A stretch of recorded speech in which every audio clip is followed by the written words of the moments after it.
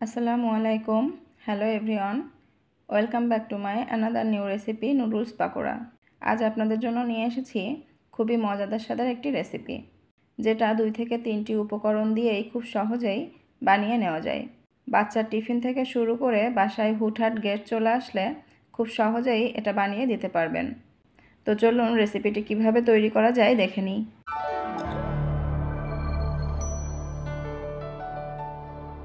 নুডলসের পাকোড়া তৈরির জন্য প্রথমে আমি এখানে নুডলসগুলো সিদ্ধ করে নেব। তার জন্য চুলায় প্যান বসিয়ে নিয়েছি এবং এখানে পরিমাণ মতো পানি নিয়ে নিয়েছি। এই পানির মধ্যে সামান্য পরিমাণে লবণ দিয়ে নিচ্ছি। এরপর পানিটা ফুটে ওঠা পর্যন্ত অপেক্ষা করব। পানিটা ফুটে গেলে এবার এর মধ্যে আমি এভাবে নুডলসগুলো একটু ভেঙে দিয়ে দিচ্ছি।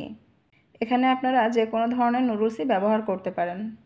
নুডলসগুলো দেওয়ার পরে এটা পানির সাথে মিশিয়ে নিয়ে এভাবে একটা ঢাকনা দিয়ে ঢেকে দিব সিদ্ধ হওয়া পর্যন্ত। নুডলসগুলো মোটামুটি 3 থেকে 4 মিনিটের মতো সিদ্ধ করে নেব। আমার নুডলসগুলো সিদ্ধ হয়ে গেছে। এখন এগুলা চুলা থেকে নামিয়ে নিব। এগুলা চুলা থেকে নামিয়ে একটা স্ট্রেনারে করে এর পানিটা ভালোভাবে ছেঁকে নিব। এবার আমি একটা মিক্সিং বোল নিয়ে নিয়েছি। এর মধ্যে দিয়ে দিচ্ছি কিছু কুচি করা পেঁয়াজ, দিচ্ছি কাঁচামরিচ কুচি, স্বাদমতো লবণ। এখানে লবণটা একটু বুঝে দিতে হবে, কারণ নুডলসে আগে থেকেই লবণ দিয়েছিলাম। এরপর নুডলসের সাথে যে প্যাকেটের মশলাটা দেওয়া থাকে সেটা দিয়ে দিচ্ছি। এই মশলাটা ব্যবহার করলে নুডলস পাকোড়ার টেস্টটা বেশি ভালো আসে। সমস্ত উপকরণ হাত দিয়ে খুব ভালোভাবে মেখে নিব। প্রিয় দর্শক, আমার ভিডিওটি আপনাদের ভালো লাগলে লাইক, কমেন্ট ও শেয়ার করে দেওয়ার অনুরোধ রইল। এবং পরবর্তীতে আরও বিভিন্ন ধরনের মজার মজার রেসিপি দেখার জন্য প্লিজ আমার চ্যানেলটি সাবস্ক্রাইব করে পাশে থাকা বেল বাটন প্রেস করে দিবেন। এগুলো মেখে নেওয়ার পরে এবার এখানে সিদ্ধ করে পানি ঝরিয়ে নেওয়া নুডলসগুলো দিয়ে দিচ্ছি। এবার সবশেষে এখানে অ্যাড করছি 1 টেবিল চামচ শুকনা চাউলের গুঁড়া, সাথে দিচ্ছি 1 চা চামচ কর্নফ্লাওয়ার। এগুলো ব্যবহার করলে এর বাইন্ডিংটা ভালো হবে, তাতে পাকোড়াগুলো বানাতে সুবিধা হবে। সাথে একটু টমেটো সস অ্যাড করছি, এতে পাকোড়ার টেস্টটা আরও বেড়ে যাবে। এরপর সমস্ত উপকরণগুলো খুব ভালোভাবে মেখে নিতে হবে। মাখানোর ক্ষেত্রে খেয়াল রাখতে হবে নুডলসগুলো যেন খুব বেশি আঠালো না হয়ে যায়।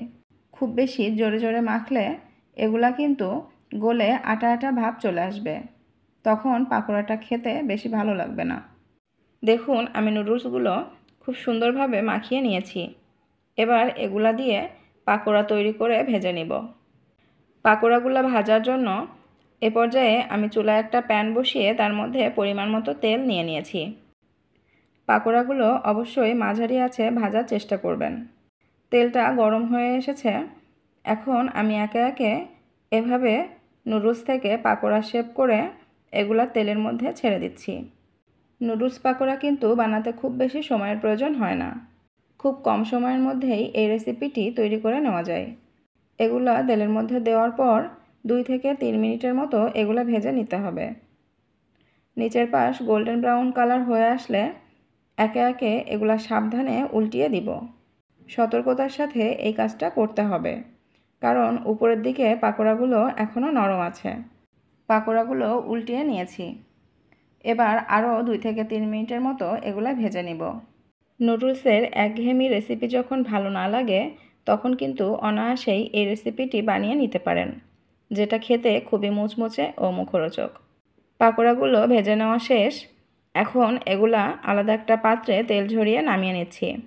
এই পাকোড়া কিন্তু গরম গরম পরিবেশন করতে হবে। ব্যাস দেখুন, কত সহজেই তৈরি হয়ে গেল মজাদার নুডলস পাকোড়া রেসিপি। এটা দেখতে যেমন সুন্দর, খেতেও কিন্তু তেমনি মজাদার।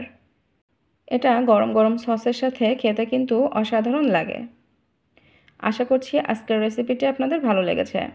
তো আপনারাও দেরি না করে আমার এই রেসিপি ফলো করে এটা বাসায় বানানোর ট্রাই করুন।